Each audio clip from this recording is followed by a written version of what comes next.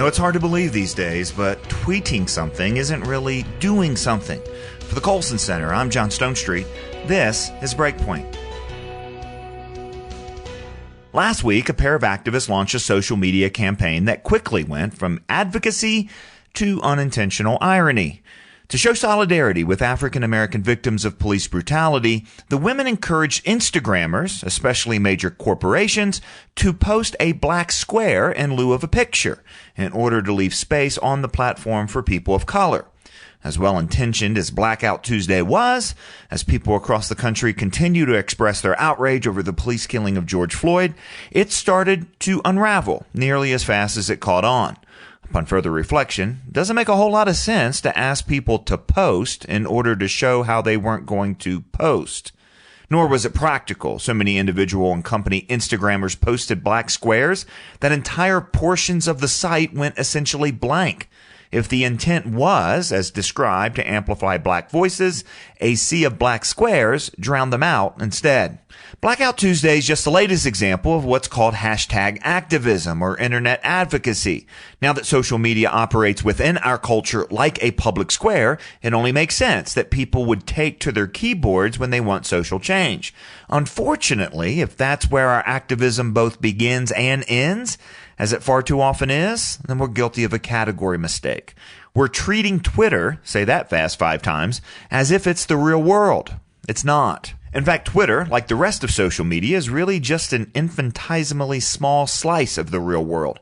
As economist Arthur Brooks pointed out last year, only 22% of American adults are on Twitter at all, only 7% active, and 80% of all tweets come from only 10% of them, and about half of those come from Ed Stetzer.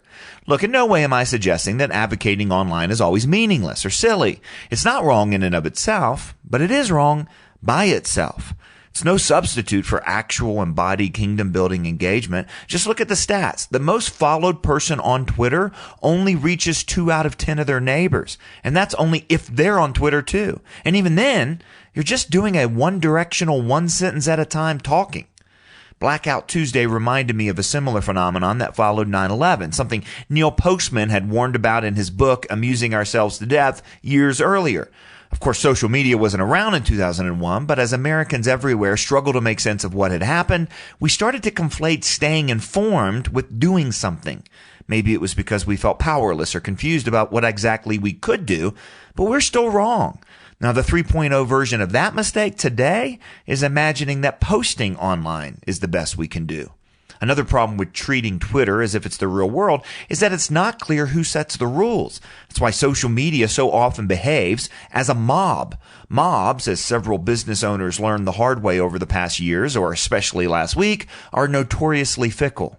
Some businesses that did participate in Blackout Tuesday by posting a black square were accused of co-opting a social movement in order to attract customers. But businesses that didn't participate were accused of cowardice or complicity in racism. On Twitter, it was the same thing.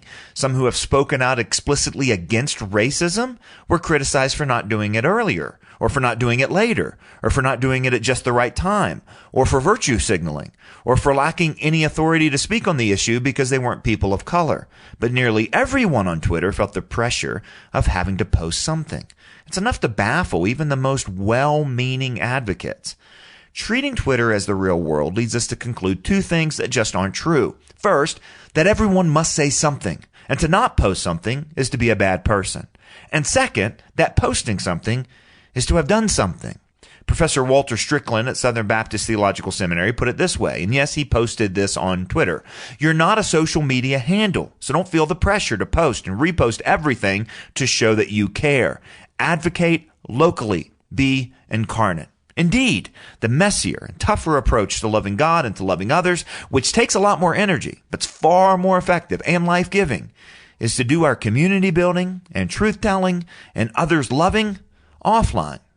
As I tell folks when I speak, if you're on Twitter, you can follow me at JB Stonestreet. If you're not on Twitter, don't start.